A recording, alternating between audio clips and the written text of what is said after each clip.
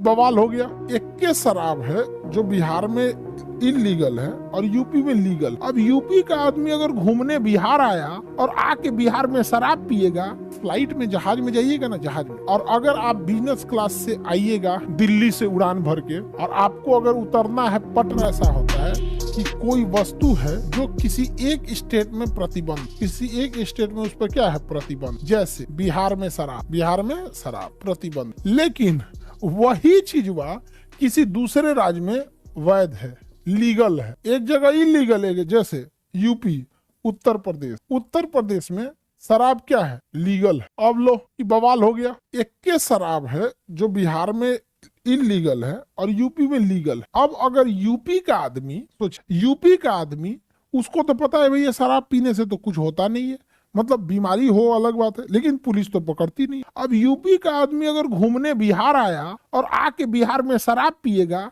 और कहेगा हमको तो पता ही नहीं था, तो बिहार पुलिस उसको लेके चली, उसको उठा ले जाएगी, कहेगी कि जब जो चीज बिहार में प्रतिबंधित है, बिहार में आने वाले हर व्यक्ति को फॉलो करना। समझ में आ गया कि नहीं? अब देखिए, बिहार का कोई व्यक्ति अगर यूपी में जाके शराब पिएगा, उसको आप नहीं पकड़ सकते, क्योंकि वो शराब उत्तर प्रदेश की सीमा में खड़ा होके पी रहा है। तो अगर कोई चीज किसी राज्य में प्रतिबंधित है, तो उस राज्य में अगर आप प्रवेश किए तो आपको भी उस प्रतिबंध का फॉलो करना पड़ेगा, ठीक है। और अगर दूसरे राज्य में कोई चीज प्रतिबंधित नहीं है तो आप अपने राज्य के लोगों को मना नहीं कर सकते। बिहार के लोग आके दिल्ली शराब पी लेते हैं, कोई दिक्कत नहीं है, लेकिन बिहार में पीते पकड़े गए तो दिक्कत है, ठीक है। तो अगर कोई चीज एक राज्य में प्रतिबंधित है तो उस राज्य में जाने वाले सबको प्रतिबंध का फॉलो, जैसे बिहार में शराब बंद, तो अगर आप फ्लाइट में जहाज में जाइएगा ना, जहाज में, तो जहाज में एक होता है बिजनेस क्लास, पूरे जहाज का सबसे महंगा टिकट होता है बिजनेस क्लास का। आगे की 10-12 सीटें होती है बिजनेस क्लास की, चौड़ी सीटें होती। ऐसे नॉर्मल में 3 आदमी बैठता है ना, बिजनेस क्लास में 2 आदमी बैठेगा, यहाँ पे चौड़ा सीट एकदम बढ़िया फर्स्ट। उसमें ना आपको खाना, ड्राई फ्रूट, फल, काजू, किशमिश, बादाम, केक, केला, फल,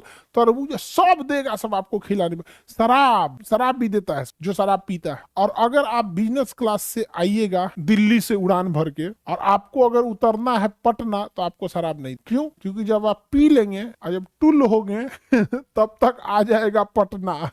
अब पटना से निकलते पटना पुलिस आपको एयरपोर्ट पे से टांग लेगी। तो एयर होस्टेस कह देगी सर इस फ्लाइट का डेस्टिनेशन जिस स्टेट में जा रहा है वहां यह प्रतिबंधित है, तो आपको प्रतिबंध फॉलो करना। तो कहेगा हम तो अभी हवा में हैं, जहाज हवा में है, ना यूपी में है ना बिहार में, हवा में है। तो एयर होस्टेस कह देगी उतरोगे जहां ना, हवा से मतलब नहीं, हवा में नहीं ना रहना है, उतरना है ना, तो जहां उतरोगे उस जगह पे ये प्रतिबंध, आपको प्रतिबंध का फॉलो करना पड़ेगा। समझ में आ गया?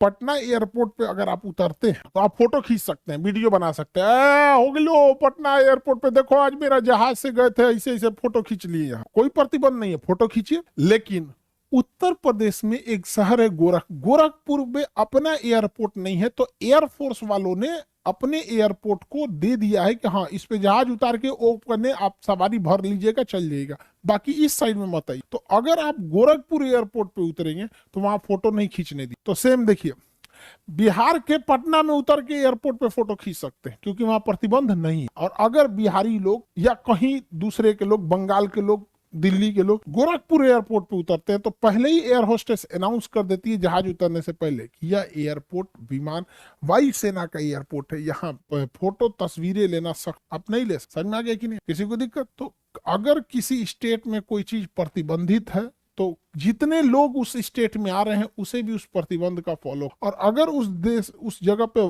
कोई चीज लीगल है तो सबके लिए लीगल है। समझ में आ गया कि नहीं? जैसे बिहार में शराब बंद है, तो चाहे आप बिहारी हैं चाहे आप बाहर के हैं, अगर आप बिहार के सीमा में हैं, चाहे आप बिहारी हैं या बिहारी नहीं हैं, अगर घूमने भी आए हैं बिहार में, तो आपको बिहार में शराब बैन है, आपको फॉलो करना पड़ेगा। क्योंकि अगर किसी राज्य में प्रतिबंध है तो प्रतिबंध है, आपको फॉलो करना पड़ेगा, ठीक है।